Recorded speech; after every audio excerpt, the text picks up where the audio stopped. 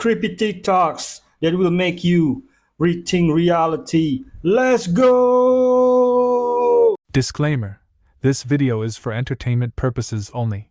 Please do your own research, as these clips haven't been fact-checked. The homeless people in Edinburgh were just kicked out of the city to make room for Taylor Swift fans. This one is outrageous. Edinburgh Council just sent hundreds of homeless people to Aberdeen, Glasgow, and Newcastle, which is literally in a different country, to make space for Swifties coming to see Taylor's $4.1 billion Eras tour. Homeless charity Shelter Scotland is calling it a blatant injustice and fair. You're sleeping rough, you don't know where your next meal's coming from, and now the city is telling you, sorry, we've got Swifties coming in, you now live in Newcastle?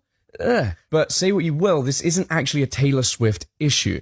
The Scottish Government has a legal obligation to provide emergency accommodation to the homeless, often in the form of hotels, in situations exactly like this. Regardless, they've just declared a national housing emergency because homelessness is on the rise. But no matter the situation they're in, it doesn't make moving people out of their cities to make room for Taylor Swift fans okay. But who would you rather have on your streets, homeless people or Taylor Swift fans? Taylor Swift getting caught for witchcraft on 4K. Definitely not a fan.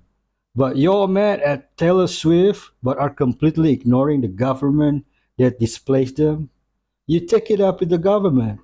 This is why you always need to wear a helmet. Gordon Ramsay shared a shocking video yesterday saying that this week he has been in a seriously bad accident when cycling in Connecticut and that he is lucky to be alive. He then lifts up his shirt and shows this massive deep purple bruise on the side of his torso. He also posted a picture on his Instagram showing his cracked helmet, saying that it doesn't matter how short the journey is or that these helmets cost money. They are crucial, and that if he wasn't wearing one, he would not be standing here today. Bro got cooked. But I genuinely want to know the story behind this. This is the first time humans have captured footage of an orca hunting a great white shark. With just one damn strike, the orca shattered the great white's ribs. Orcas, also known as killer whales, are the top predators in the ocean. They're considered the smartest predatory animals on Earth, second only to humans.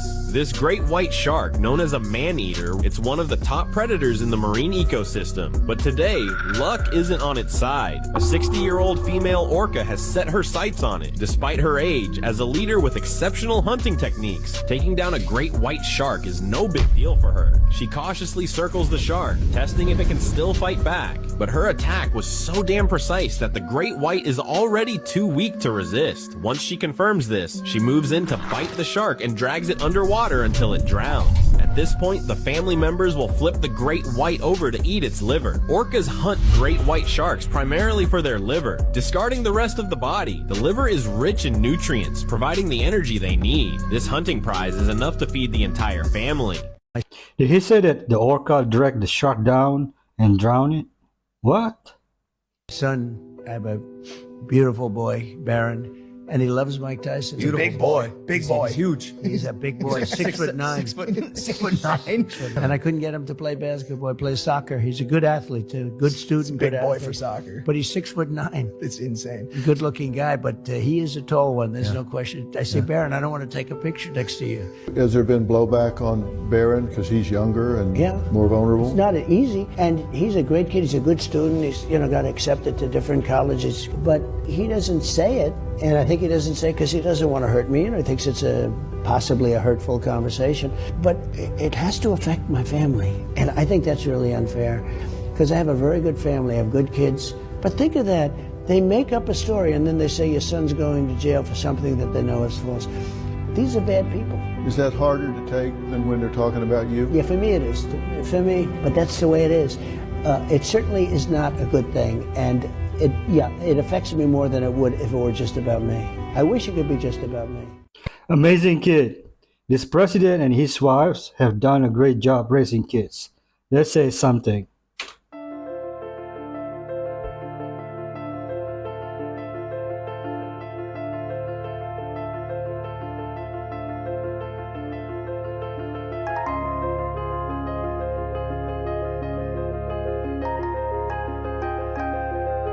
What the?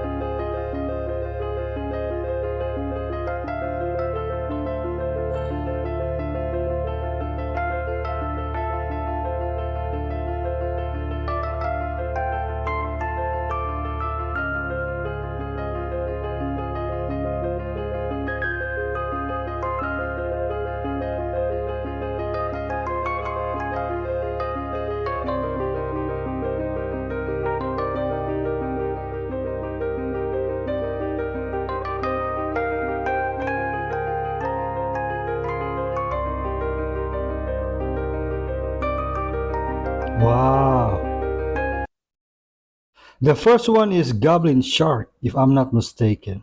Would your birthday have been selected in the draft for the Vietnam War? Well, what you're watching is the real broadcast from the 1969 draft. December 6th. And the way it worked caused a lot of fear. Essentially, every eligible male from 18 to 26 was required to enter. And broadcasted on live television, you'd anxiously wait for hours as birthdays were randomly selected from a jar, assigning them a lottery number in the order they were picked. So if your birthday was one of the lower numbers selected, you received a notice within a few weeks and were sent to basic training within a month to prepare for war. And in 1969, the first 195 dates were selected, which sent roughly 160,000 men to Vietnam. Basically, the Hunger Games. For like 29 grand. And so I go in, I say, hey, my name's Scott Cugno, I need to cash this check. Why don't you put it in your bank? And I said, well, because my bank's in Florida and they're going to hold it for who knows how long. They go, that doesn't make sense. Let's talk to the manager. Manager comes out, he says, okay.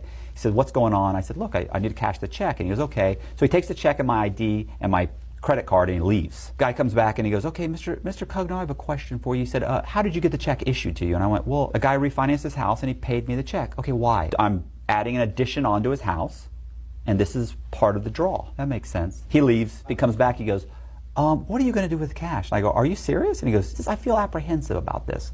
And I went, well, I'm going to cash a lot of the guys' checks. We give them checks and they don't have bank accounts because, you know, they just don't. They're laborers and we're going to cash some of their checks. And he goes, okay, that makes sense. I said, well, what are you doing? He goes, well, we're trying to, he said, it turns out that this check was issued on a house owned by a Michael Shanahan. So we're just trying to verify that Michael Shanahan issued the check. That's all. Well, there's a real Michael Shanahan. Oh my God. Well, that's not good. And I'm like, oh, okay. So he leaves. I leave the bank for sure. They're calling the cops. I have to wait. A minute later, my phone rings. I look at it. I don't recognize the number. I pick it up and I go, hello. There's a woman like, hi, this is Kimberly from SunTrust Bank. Is this Michael Shanahan? And I'm like, yes, it is. We have someone here at the bank trying to cash a cashier's check from the title company. And I'm like, okay. And they said, how much was the amount for? I said, yeah, that was Scott Cugno. It was about $29,000 even, I think. And she says, that's right. Thank you very much, Mr. Shanahan. I said, hey, how did you get my number? Because if you called information, you would have got his real number. Oh, we called the title company. They looked on the application that I had filled out and I'd used the cell number.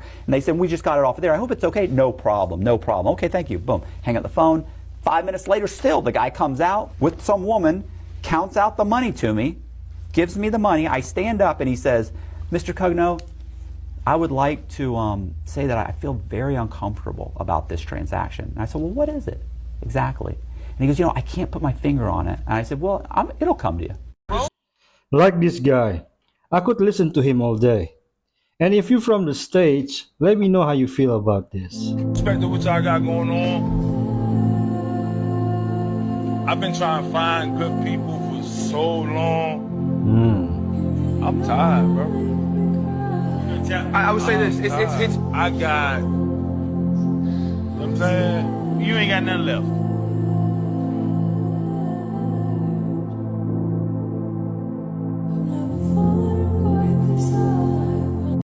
Sometimes people drain you so much that you don't realize you are pouring into everyone's cup. And yours is empty because no one poured into yours. Okay, I know, just let me check. Oh my God, girl. 1, 2, 3, 4, 5, 6, 7, 8, 9, 10, 11. You cannot have 11 babies. I'm not allowing it. Let me have a couple. Just a couple. Hello, let me have a couple. You can broody some of them. Let me have a couple.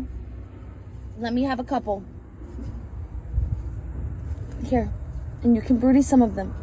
Okay? There you go. Give me a couple green eggs. A couple? Let me see. That's like 10. Girl, do you have a duck egg under here? No. Okay. I'll bring you some food and water.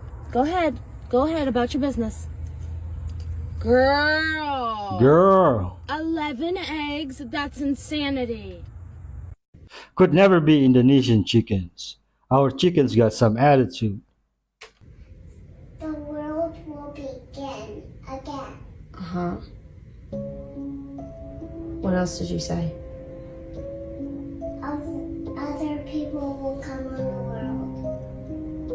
Okay. That's what I said. Well, what was the other part? What other part? About everybody dying? What were you saying?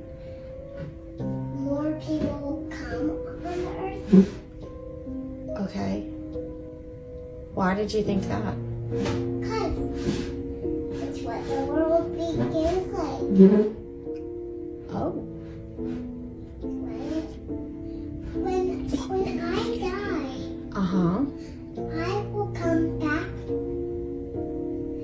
and I'll be a baby and I'll have a different name. Okay. And you'll have it. Okay. So that's what I said. All right. Thanks, P. It's what I have to say and it's sad. Yeah, it does sound sad. I had to say something sad. Okay. So that's why I just talked to you. Okay, thanks, P. You're welcome. Okay. Reincarnation doesn't make sense. Why would we need to keep coming back if we cannot remember what we did wrong before? There's no reincarnation. Don't fool yourself.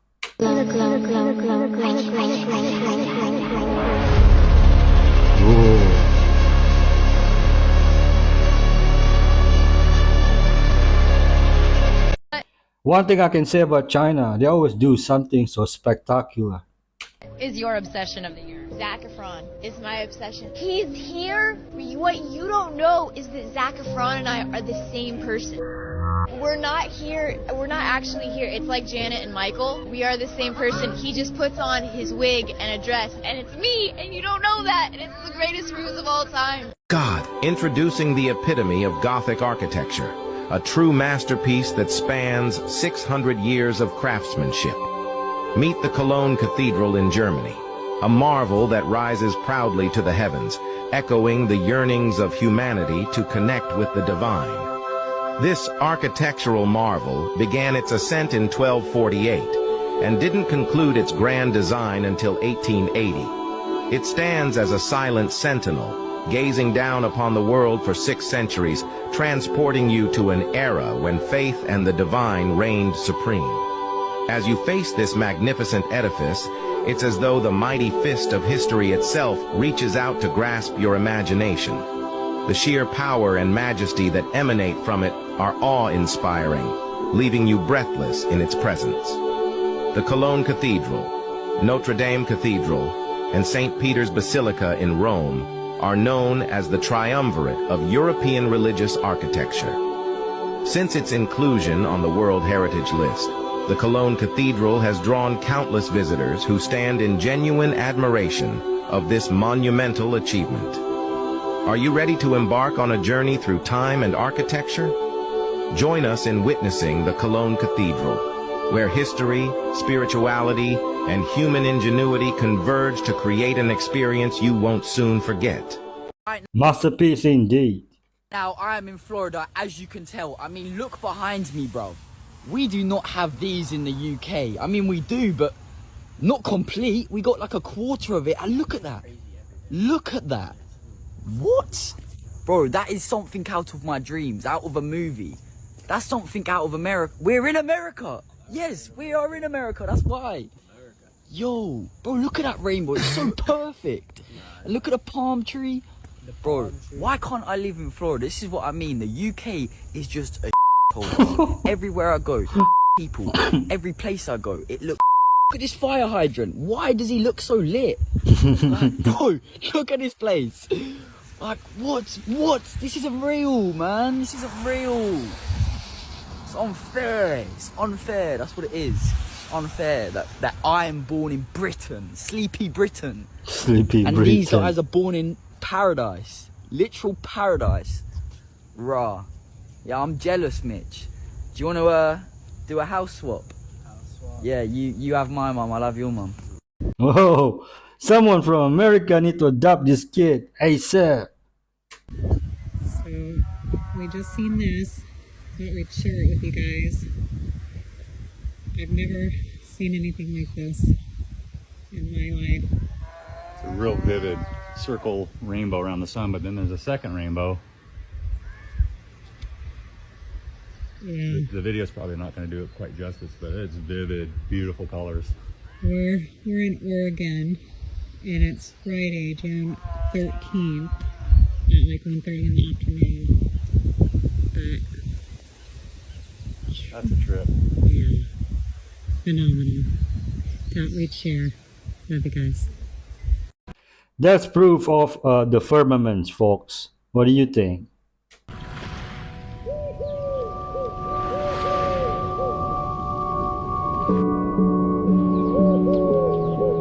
I think the public needs to know this. If you're traveling this summer for vacation or for the holidays, listen up. As of right now, the FBI is hunting down 500 truck driving serial killers. 500? Before I get into it, if you're traveling this summer, you're going to want to be cautious traveling on I-40. So this has been going on for the past 20 years, but it's ramping up. So the FBI is guesstimating that around 1,000 plus women have been murdered by long-haul truck drivers. But that's not all. They also have murdered 2 couples as well at truck stops. And these are the weirdos they're catching.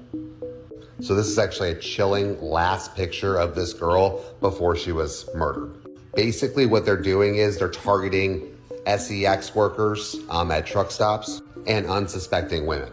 What they're doing then is basically torturing these women in the back of their trailers for as long as they possibly want to, and then they end up just murdering them. But the body count is just getting higher and higher, basically so high that they're letting it be known to the public. So the sad part is a lot of these working girls don't have a choice. Either their PIMPs are saying, hey, you gotta go in that truck or else, or hey, you're not gonna get your DRUGS if you don't get in that truck. And they're all ending up dead.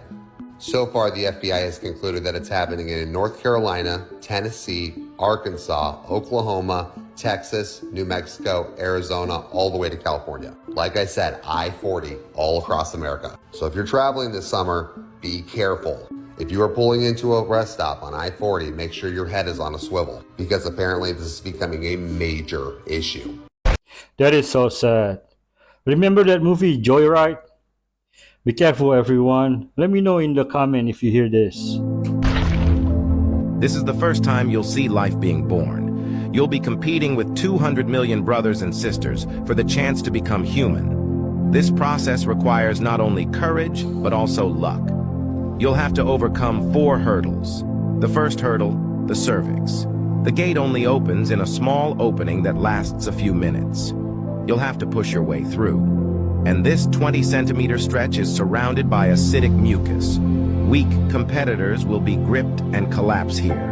Only the strongest runners can break through to the second hurdle, the immune system. Here, white blood cells and macrophages will kill you mercilessly.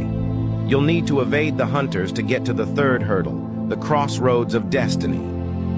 Only one of the 2 paths, left and right, has egg cells. 50% chance. Wrong choice is death. At this point, you have less than 100 left from the 200 million that were with you at the beginning. Now it's time for the final sprint. All runners are burning their last protein for energy and trying to push forward. But it's not all about being the first to arrive. There's a layer of defense on the outside of the egg cell, while the other brothers are still trying to get in. You're so far ahead of the rest, you find a way in, and you pushed your way in. Once you're inside, the outer shell of the egg cell hardens, blocking the passage completely. No one else can get in. As the winner of the competition, you will release the nucleus in your head with the father's genetic information to form a fertilized egg with the egg cell. Next, you will begin to replicate and divide, and your life will begin. I greet you, my fellow winners. Remember, you're all winners. Shout out to the cameraman. I'm 91, and I've always enjoyed cooking. Today, I'm going to show you one of my favourite meals, all cooked in lard. When I was growing up during the war, my mother always cooked in lard, and I've carried on with the tradition. I find food more tasty cooked this way, and lard is actually better for you than many cooking oils. You really can't beat homemade chips cooked this way. Here, I'm frying up a couple of pork chops. When you cook the meat, the lard will harden and you can use it on sandwiches. Now just look at those chips. Absolutely busting. I have a tiny pan suitable to cook one egg in. Oh, got a bit of shell in there. Bit of extra crunch. Give a little splash with the lard and pop it on the plate with the pork and chips. Just add some vinegar, salt and brown sauce. And there you have a busting meal. Delicious. Lard is better than any oil. Respect to your granddad. My dad was 93 when he passed last year. Master architect. If you look at the Emerald Tablets, got to go back to the oldest text that we know of, 38,000 year old text. Thoth claims to have built the Great Pyramid. He said, builded I the Great Pyramid, patterned after Earth's force, so that it too might remain through the ages, and it sure has. So the Great Pyramid is not 4,000 or 5,000 years old. That Great Pyramid is about 38,000 years old. This guy was the master architect. He laid down the blueprint for how to do this. In the Emerald Tablets, he takes a crew with him on the great ship that descends on the land of Chem, rebuilds the land of Chem. He says something very interesting in this text. After spending many years there rebuilding the land of Chem, he tells that original team to spread out around the world and duplicate what we did here.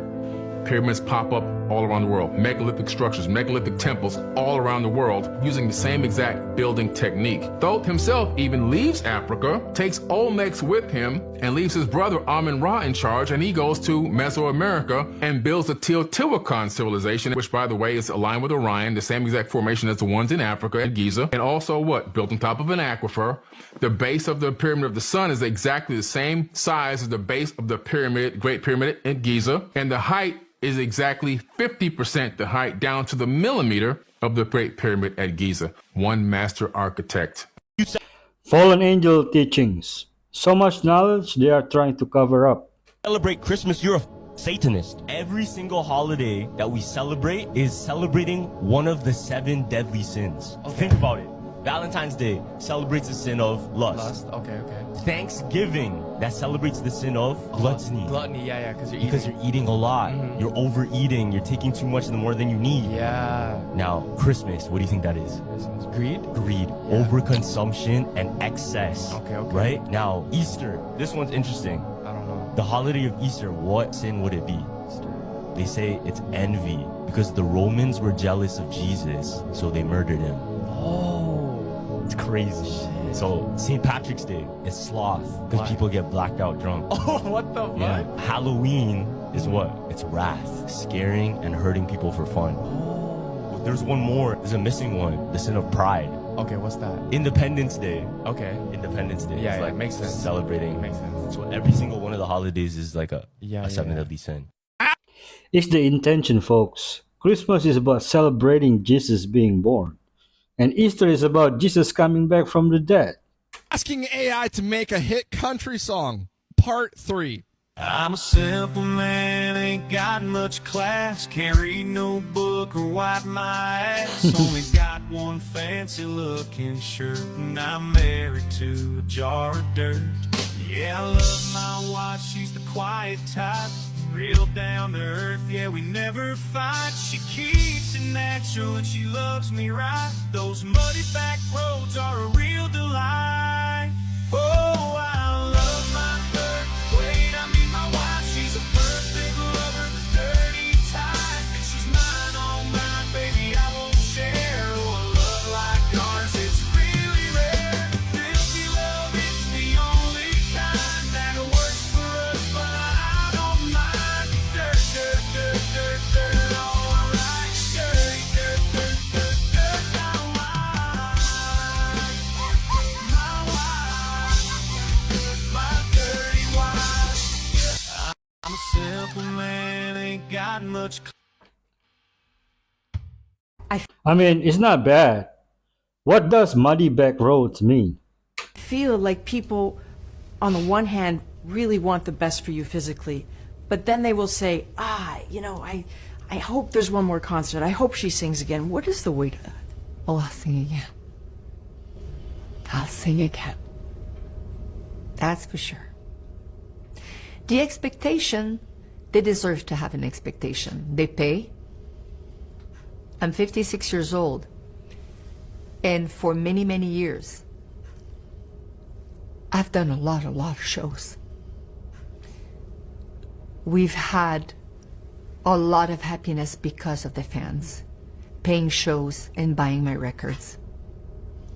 And they have all the rights to have all the expectation. But if I may say, my own expectation is probably bigger than what they expect from me. When I present the microphone, it's because they're part of me. I was 12 years old when I met them. I probably miss them more than singing itself. Wait, 56? With her level of star power, I thought she was in her 70s. I'm 44. She looks like she could be my mother. Smoke 'em if you got 'em. Smoke 'em if you got 'em, but wait, that's honey buns. Let's wrap 'em in bacon, smoke 'em, and rate 'em. Let's do what? Little morning after, because it's bacon. Little honey rib rub. Put that He just wrapped honey buns with bacon and seasoned it with rib rub. them on the smoker. Let's check on them.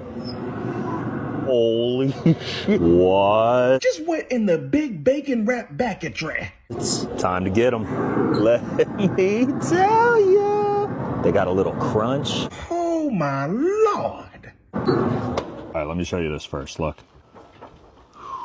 Ooh. Mine. Yes. Mr. White Man, who gave you this idea? Bonkers. All that sugar caramelizes. Bacon wrapped smoked honey bun. I mean, sweet smoke pit Jesus, just look at it. Dude, that's so good. Hot. Very hot. I'm supposed to be cutting back. I can't indulge in that.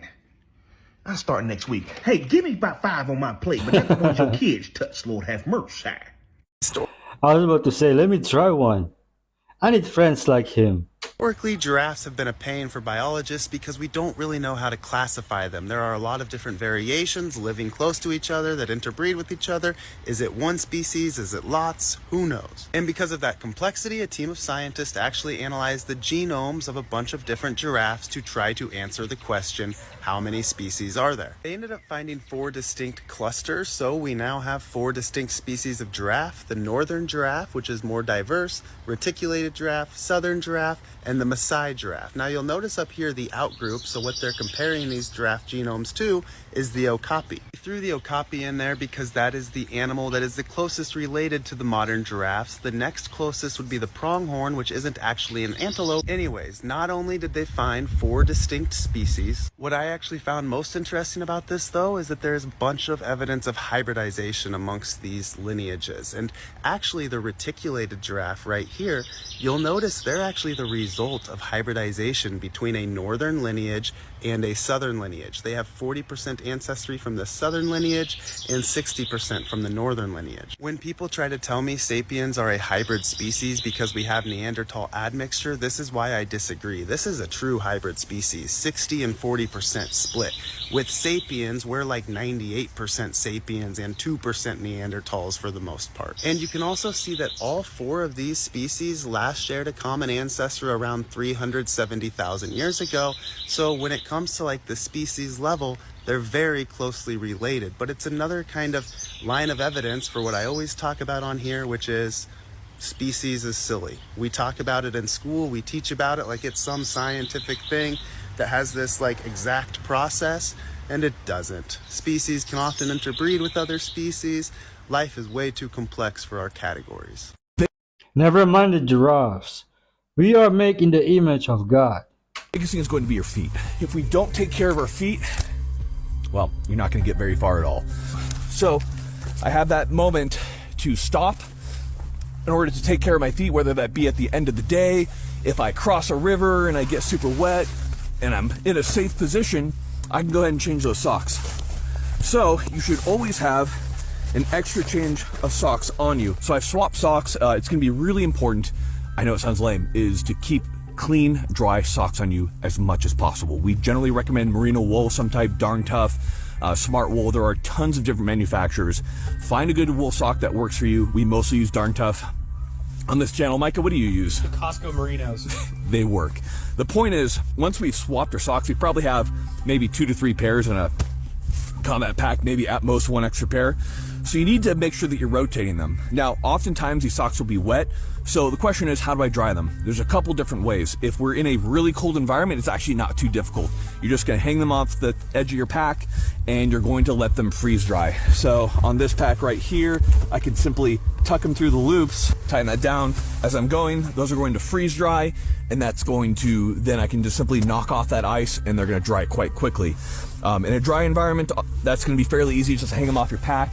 In a wet environment is where it becomes more difficult. So in a wet environment, what I typically will do is I'll take my socks and I'm going to tuck them into my layers right here.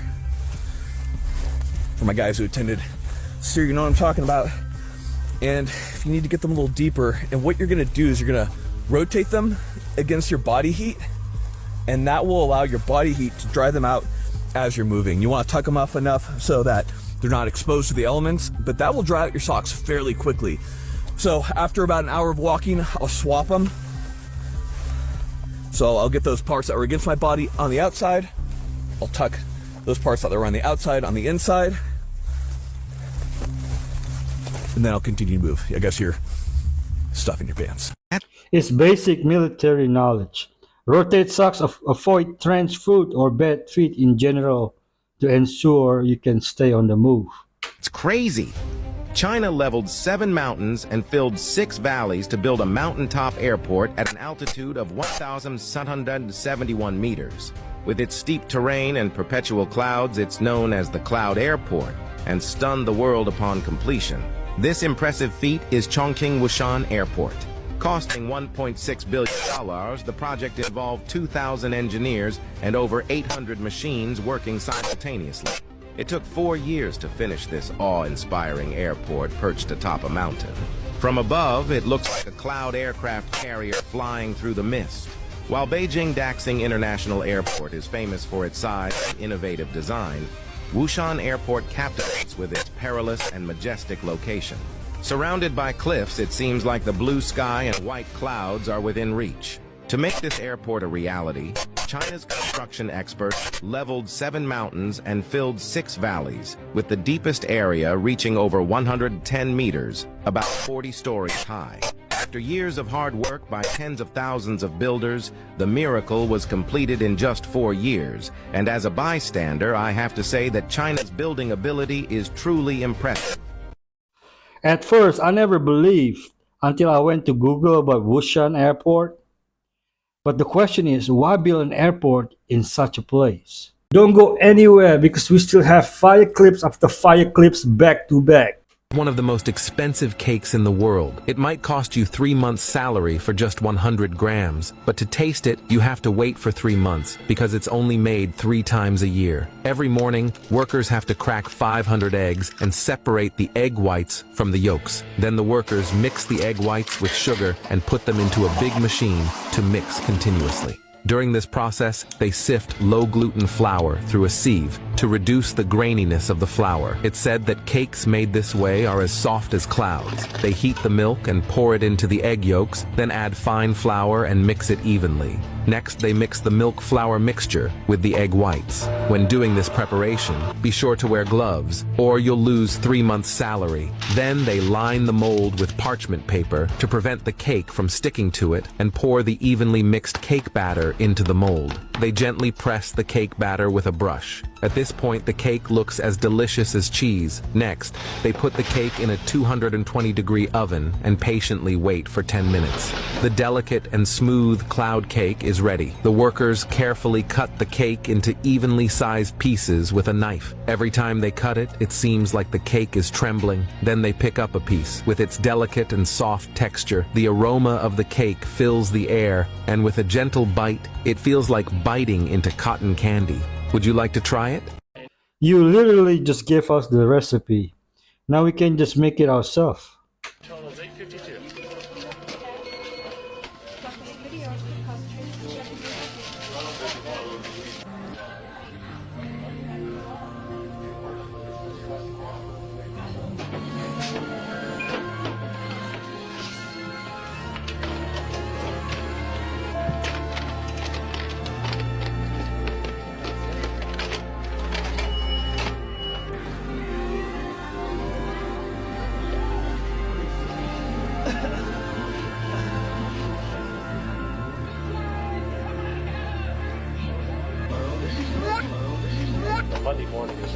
just drop off.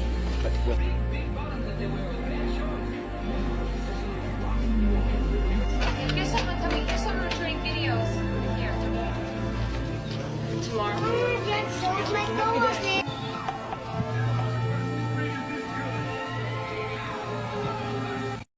Friday nights, no homework, go to Blockbuster, then Pizza Hut. If you know, you know. There was a shooting at a high school graduation today in Missouri. No, nobody heard about that. These were the suspects involved in that shooting. Did you know that last night, Saturday night, in Savannah, Georgia, there was a mass shooting where 10 people were shot? No one heard of this either. These were the suspects involved in that shooting. Seeing a pattern here? If these guys were straight white men, we all would have heard of this mass shooting. But the reality is, your side, the left, has decided to demonize straight white men. So if somebody commits a crime that doesn't fit the category of a straight white man, no major news station is going to pick up on it. I don't get it. Why is different if the black did it versus the white did it? Let me know in the comment, please.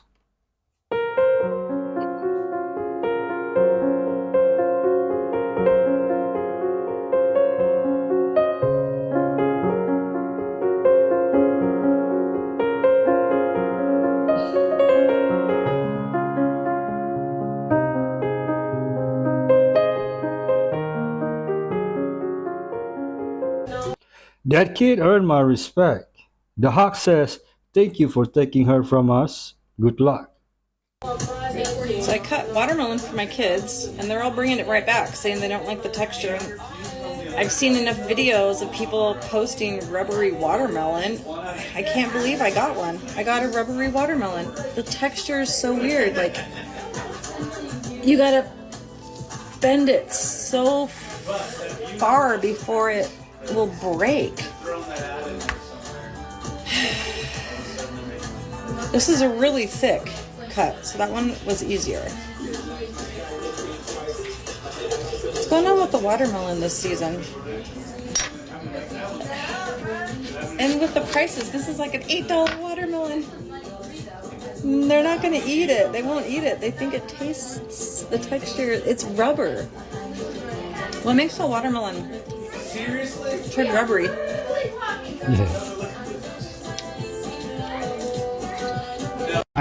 Folks, why is there rubber fruit in America?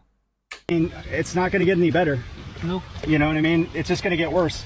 So I would rather you get safe and get someplace higher and drier than sitting in here. I mean, you're sitting in feet of water, you know? In theory, if you're going to plunge into floodwater, electric cars should outperform their gas-guzzling counterparts. Internal combustion engines need air, and when the streets turn into rivers, that breath is choked off. In this flash flood emergency around Hollandale Beach in Broward County, you see dozens of stranded cars. But let's not kid ourselves, the drivers matter too, and some should rethink their choices. What in the Broward County is going on?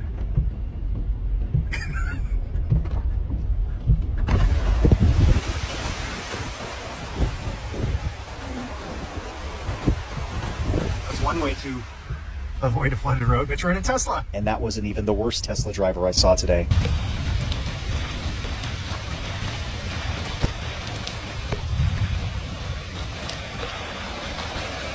Bad idea. Bro was just sitting there still charging his phone. God damn it. No, they're not staying here. They're not staying here. No way in hell are they staying here. I don't know why she has to push my button so damn far. What's wrong with your legs, knucklehead? Enough's enough. I can't do this. Hi. I can do this. He's just gonna be that way the rest of his life. He's just so fun. He's... Come here. Dre one's getting you. I know it. Hi, baby. Hi, baby. Come here. He's quicker as shit, though, isn't he? Yes. Come on, baby. Come on. Come on. Hi, baby. Here's the new baby. Yeah, run around too, don't you? Yeah, you do. The new one is just like figuring out the ropes, you know.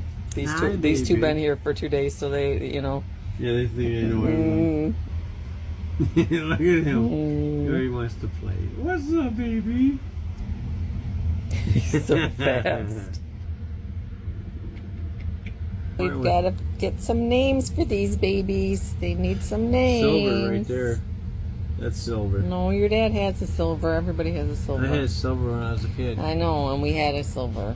We'll let the people decide. If we choose their name, we're going to give them a free t-shirt and some crystals. We are? Uh-huh. Oh. If we pick one of their names that they choose. We all knew where he was heading.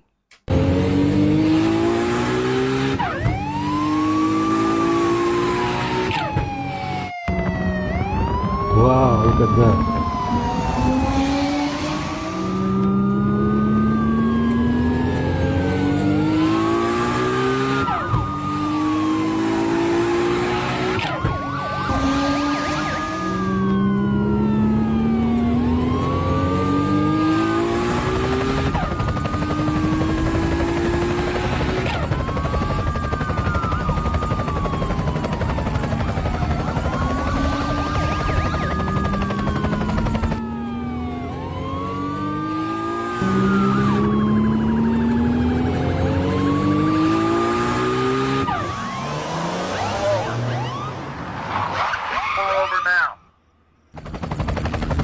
This well-known evangelical pastor says he's stepping away from the ministry because he's sinned. Tony Evans is one of the founding pastors of Oak Cliff Bible Fellowship Church in Dallas, Texas, and at one point he served as the chaplain for both the Dallas Cowboys and the Mavericks. According to the church, he's one of the country's most respected leaders in evangelical circles and is a pastor of pastors and a father in faith. But on June 9th, he said he needed to step back after 48 years of work. Here's what he said. The foundation of our ministry has always been our commitment to the Word of God as the absolute supreme standard of truth to which we are to conform our lives. When we fall short of that standard due to sin, we are required to repent and restore our relationship with God. A number of years ago, I fell short of that standard. He never specified what exactly the sin was. All he said was that he failed to use righteous judgment and didn't commit any crimes. And now he says he's going to embark on a healing and restoration process. I love his accountability. More grace. A shock. Have you heard of the narrowest city in the world? The entire county seat is nestled in a canyon crevice, situated against the mountains and by a river, with cliffs on both sides. The narrowest part is less than 30 meters wide, and the widest part is only about 300 meters. This is Yanjin County in Jiaotong, Yunnan. Here, every household is closely connected, with almost no vacant space. Moreover, you don't have to worry about getting lost because the entire county has only one main road. It is truly a single road city. Do you, watching this, like such a city? This unique geographical environment gives Yanjin County a distinctive charm, filling people with curiosity and a desire to explore. My only worry is the magnitude of destruction in case of natural disasters like landslides. I do believe there were Cabbage Patch babies. This is basically what I believe is a homunculus. Homunculus. I think I'm saying it right. This is when a human is grown in the ground like a root. Have you ever seen a mandrake root that looks like a little man? I think this is really what alchemy was. The art of bringing life into existence without a mother's womb. If you look into homunculus, be prepared. It's pretty gruesome. Cap.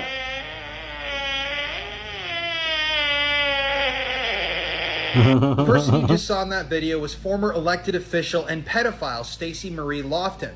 Stacey was the first openly transgender person elected to a state legislature anywhere in the United States. And people at the time in New Hampshire who elected Stacey thought that this was extremely radical. They were proud that they were inclusive and that they were giving power to an underrepresented population. However, Stacey would go on to do some terrible things. Because you see, in 2023, Stacey would be arrested and charged with possession of CP or CSAM. I still don't know the exact connection, but Stacey was arrested as well as this woman, a 38-year-old woman named Lindsay Groves. Now, Lindsay worked at a place called Creative Minds Early Learning Center in Massachusetts, where she worked closely with children. And apparently, Lindsay would use the bathroom breaks during the children's school day to take photographs of them. Photographs of them in compromising positions with no clothing on. Lindsay would then send these photos to the person she was in a relationship with, And I guess somehow some of those photos ended up in Stacy's possession. Now, I don't know what happened to Stacy after all of this, but I do know that it was reported that Stacy went to a prison for men.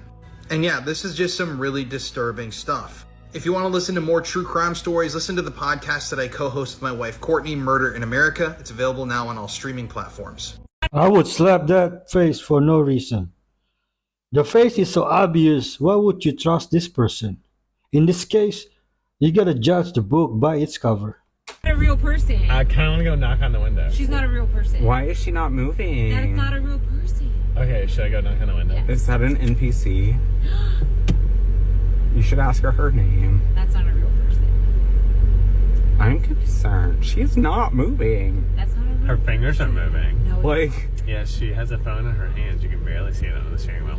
but like her face ain't moving. Look, no. Oh, oh.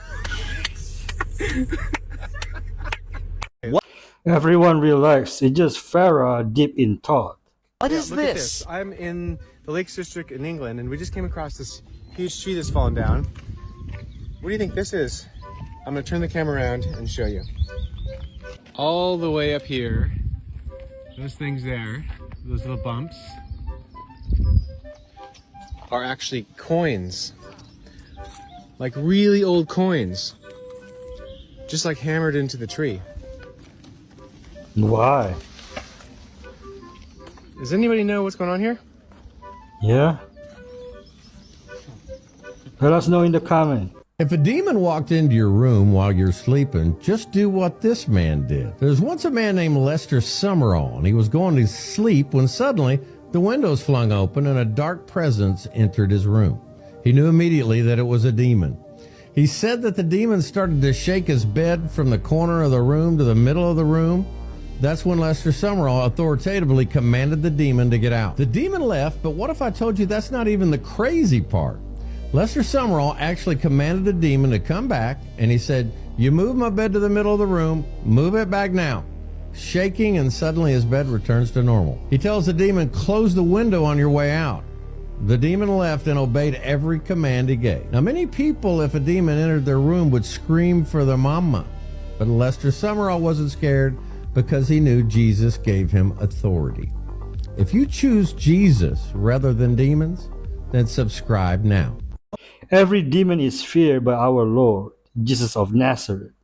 Yo, that's a spell circle. This piece is a spell circle. That's magic. Oh, you engage in magic and witchcraft? How the do you know that? Oh, you industry people are. You know what that is? Damn. Yeah. I'm not trying to get you in trouble, but this guy's going to hell. How the do you know that? Well, everyone in your industry knows that. Are all top. It don't matter exactly. Damn. We're gonna have to expose this man. This is a Freemason right here. Yes. We need to find a chicken. Whoa! Sacrifice a chicken. You can do that, blood sacrifice a chicken. What's that? You do it too? You guys are so. I don't roll with these guys, bro. These are dark arts. You know you're. Yeah, don't tell everybody. Well, I know, but you're live. You said it live. The dude's capping. He just wears the symbol and doesn't know anything about it. Go to the doctor. What's the first thing that they give you? An IV. What's the IV filled with? Salt water and minerals. All type of minerals. And minerals, all type of minerals. So is sea moss. So is Irish moss. So if we did this on a daily basis, what in turn would happen to our body? If they give it to us on entering, that means we're at a lack of minerals and water when we walk in. So one of the things he found is that not only does it carry minerals, but it opens up the gut to receive the minerals from the food that you have. So this in tune does what for the body? You're fueling, but you're also at a cellular level, giving the body what it requires. Yeah. And it increases your immune system. It increases your nervous system. It will help that young lady you wanted to talk to, but couldn't. What about the heavy levels of iodine and thyroid effects that CMOS can cause in addition to the health benefits? We were kids, summer would hit, and that would affect our parents' life in no way whatsoever. They went to work, they didn't go to work, they did whatever they did, they were not supervising us, there was no sidewalk chalk, there was no crafts. If we were lucky, they would turn the sprinkler on. Yes. You would jump through 8 streams of water. Ugh. Your legs are all itchy. Yeah. If you're lucky, you had a slip and slide. Or if you were poor, you had a tarp. Yeah. And if you were adventurous and poor, you had a tarp and the soap. And then you were cooking. And you would go out and you would have this adventure. You had like 10 hours. And you would meet strangers. And you would discover weird things in the woods. And you would get in a fight. And you would come home. And your parents knew none of it. And they're like, what did you do today? You're like, I jumped off the school roof. And now I'm home. I learned how to drive a four-wheeler. What? Where'd you find a four-wheeler? I forged a new friendship in the ravine. And they're like, that's fine. We were never home, always many miles away on bikes. Any other civilizations have a flood myth? More than 200 of them have flood myths, but I'll give you one example that I love. China, actually, and some of the most ancient records that we have of China, they were a monotheistic culture that worshipped a god called Shangdi, which means the one above the emperor. And their first great emperor is called Yu the Great, and he became an emperor after he figured out how to irrigate the water that was left over from a flood that had devastated China. And in that flood narrative, they believed that a couple called Fuxi and Nua built a boat, got in the boat, and sailed up to the heavens. There was a leak of water that was coming out of the heavens, flooding the earth. And Nua, what do you hear there? Noah put together these 5 stones and mixed up some tar pitch, and then took a brush and painted a rainbow in the sky that sealed the heavens. And so Nua in a boat paints a rainbow in the sky to put an end to the flood. Sound familiar? Yep, all cultures have a flood story because all cultures came from Noah and his family during the repopulation. 1964, a woman lifted up a car that had fallen on her son all by herself. This is called hysterical strength, and it happens when the body releases large amounts of adrenaline in response to extreme stress. This rapidly increases blood flow to your muscles, giving them more oxygen and energy, and it allows for brief moments of incredible strength that are usually impossible under normal conditions. So adrenaline rage plus adrenaline strength. Who powers Indonesia's internet? Meet one of Indonesia's least known but crucial entrepreneurs, Otototo Sugiri. When you use online banking, social media, or shop online, you're probably relying on his brainchild, DCI, Indonesia's top data center company. Toto studied in Germany, and he returned home in 1981 and started Indonesia's first local banking software company. By 1994, he launched Indonet, the country's first ISP. This made him a multimillionaire. In 2011, spotting the internet boom, he founded DCI, and today DCI is the backbone for big tech in Indonesia. With a fortune over $2 billion, Toto is a humble guy and continuously shaping Indonesia's digital landscape. And whether you know it or not, your data probably flows through his servers. And with the growth of AI, Toto's business is about to explode. This brother is a ninja. I'm sure 95% of Indonesian people don't know who he is. Very, very low key. Gadget is helping to tackle drones at the 2024 European Soccer Championships. Shooting the drones out of the sky could be dangerous, but this device jams the signal, allowing it to be brought down from the sky in a controlled manner. Stadiums have restricted airspaces during the championship games, and this will go some way to keeping the players and the fans safe.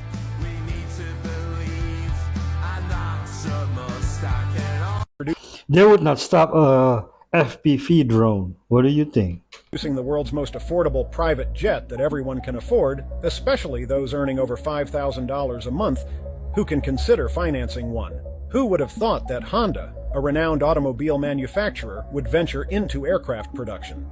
They have created one of the hottest private jets today, with even their competitor Toyota purchasing one. Owning it allows you to travel anywhere you desire.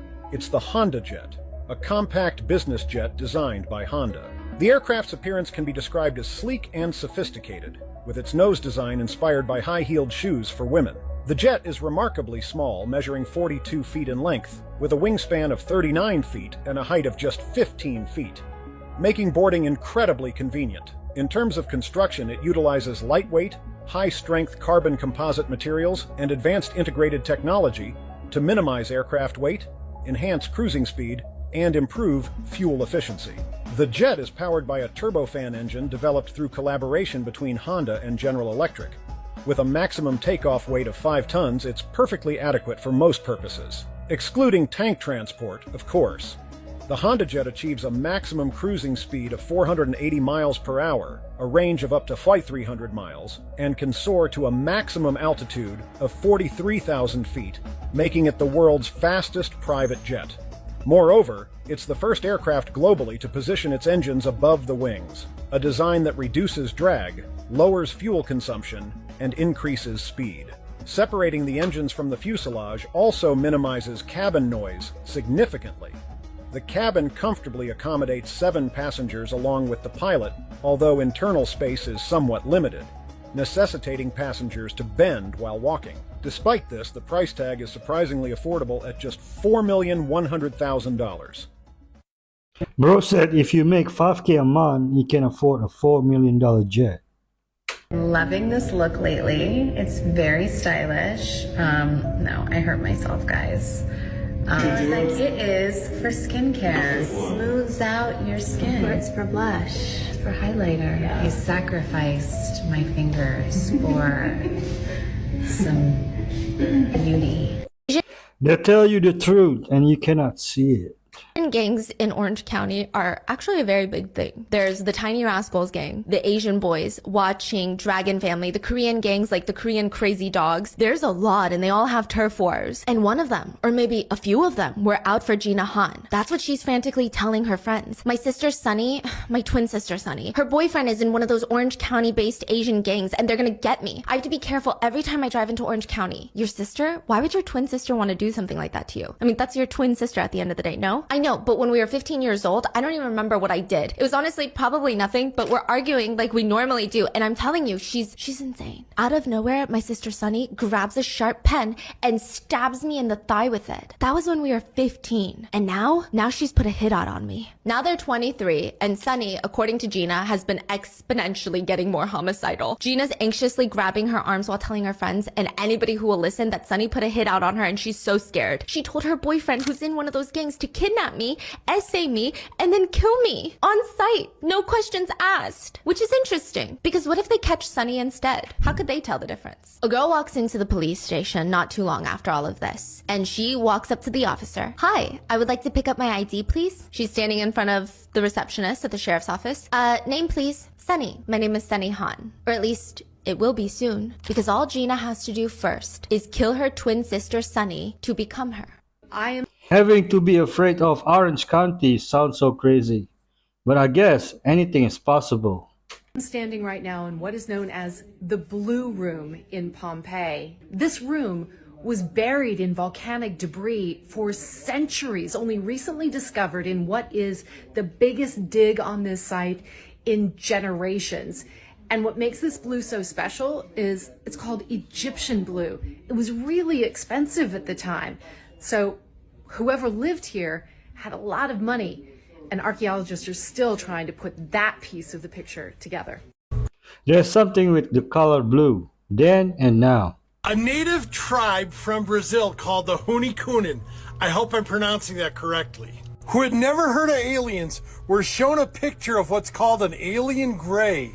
And they said, hey, we know what they are. We call them the Manka Wakaba, another name I just butchered, and they live under the earth. They're the ant people who live inside the earth. So a tribe of people that's indigenous to Brazil and Peru doesn't have a lot of contact with the outside world. Says that there are ant people who live under the earth.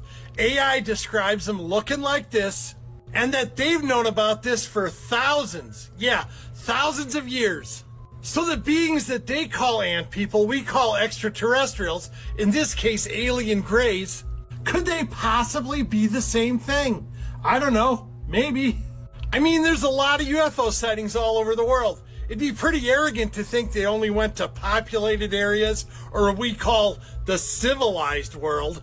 By the way, these Hoonie Cooney, whose name I butchered again, seem to be pretty civilized to me. You don't see them starting wars with other countries. But with that being said, could extraterrestrials have visited this tribe and other tribes thousands of years ago? Or even hundreds of years ago, and we in the Western world just never heard of it? Of course it's possible, and in my opinion, just my opinion, it's likely. As usual, I want to know what you think about this. Let me know in the comment section, Booshkies. Booshkies. Shabadoo! Aboriginals in Australia have a story about the Ant people too. It's part of their Dreamtime mythology. But we buried this guy like a day ago. No. That's Hey, so but guess cute. what? He's back. Yeah, I know, buddy. I see you. I'm surprised Wow. you're still up and walking around. The eyes look dead on the cat.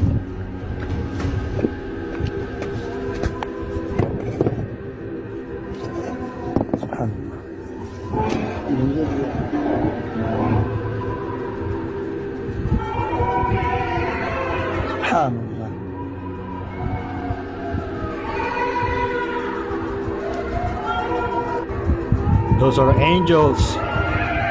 Fallen angels. Uncanny Valley doesn't really describe what I am seeing right now. Does anyone else just have a very eerie feeling watching that? Now, these guys are the northern bottlenose beaked whale, or more commonly referred to as the northern beaked whale. Let's see how many times I can say beaked whale in this video. Now, these guys, like other beaked whales, are deep divers. And when I mean deep divers, I mean they go to the bottom. They go to like 5,000 feet deep to catch squid and sea cucumbers and all sorts of other stuff they can find. They can hold their breath for up to like 2 hours, like a crazy long time. They do live in these smaller family units, usually not giant groups. Now, specifically for the northern bottlenosed beaked whale, they are considered least concern. Fortunately, they don't have too much to worry about anymore. Now, that doesn't mean that they don't get caught up in long lines every so often, because they do interact with people, but nothing hunts them, so their numbers are kind of stable. In certain parts of their range, it's very common for fishermen to run into them and try to scare them off. Oh God, it's just so creepy sometimes. If you've interacted and know dolphins like I do, you realize that they're not as innocent as you might think. This looks like just a giant dolphin to me, and haunts my dreams now. Uncanny Valley only pertains to humans.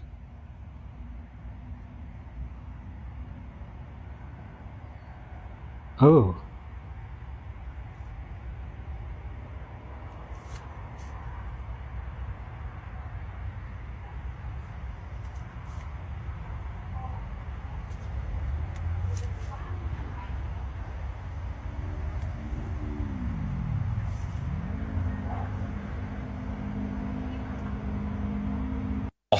I thought America is the land of opportunities. £100 to the first person who can tell me how many man jumped out this car, bro.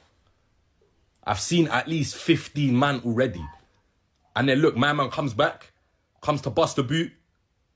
What are two man doing inside of a boot, bro? That's what I want to know. How serious does your beef have to be to the point where you're going 15 man up in one car? I do not want to be whoever they're looking for, because that is not going to be a good day. Imagine seeing a normal car, thinking maybe 5 man will come out at max, and then you're seeing damn near 20 man come out from one car. You'll think your life's over, bro. I'll be real. But what I'm thinking, it must be more effective to have 2 cars and like 7, 8 man in each. Because think about it, bro. 15 man up in one whip. Some uncomfortable glide. How are you sitting like this in the whip? Now that I think about it, guys had to sit on each other's laps in that whip, bro. How serious does your beef have to be to go to that extent? To sit on the next man's lap in a glide. Whoever that is, yeah, I rate your thing, innit? Like, don't come for me next. Because 15 man in a 5-seater is crazy works, bro. That's 3 man per seat, bro. If you really do the maths, that's 3 man per seat, including the driver, bro. That's liberties. I need to know backstory to what happened here. You get me? I'm invested, bro. And once again, iPhone 15, link in bio. Thank me later. AI generated, maybe? He predicted, that towards the end of last century and the beginning of this century, there will be a movement driven by big corporations vibrations to take the soul away from people, to disconnect people from the higher world. And in order to do that, we have to destroy the pineal gland in people. And I followed the research on that, and amazingly what we found, the pineal gland is the most sensitive part of our central nervous system.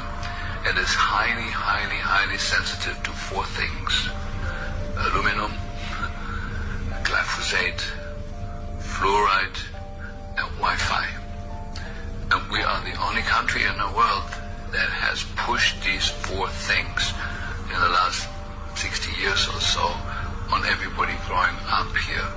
And so what I feel, what I observe, and what we're also testing in our ART system is that people have severely calcified pineal glands. It is astounding that the telecommunications industry has selected the frequencies out of the huge spectrum of frequencies that are absolutely destructive to our cells and especially to the pineal gland. You know, they couldn't have made any better choices than 2.4 gigahertz.